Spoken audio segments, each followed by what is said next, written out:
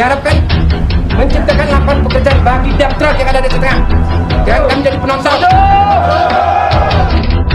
Yang ketiga, memanfaatkan DLC yang ada di Kabupaten Setengah. Sementara ini apa? Hari bulan 4 Mei mau Pugunan, mau Mah Pantat, mah betul nggak?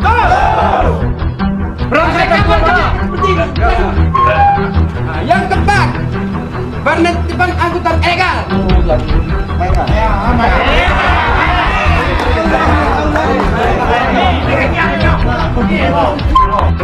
Yang keempat, penertiban angkutan ilegal.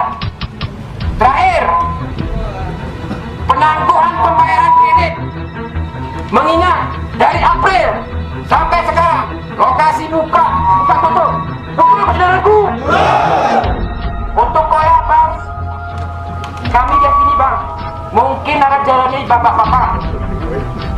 Mungkin, namun demikian, saudara-saudara kami ini kekurangan kepastian dari bapak-bapak dewan yang terhormat. Kami yang tidak akan pernah kembali. Jelas ya, weh? Jadi permasalahan dump truck selama ini mungkin permasalahan yang tidak menyebar luas. Tahu permasalahan dump truck untuk menyukseskan pembangunan di Kabupaten Aceh Tengah. Dengan adanya pembangunan, kita akan lebih nyaman. Betul.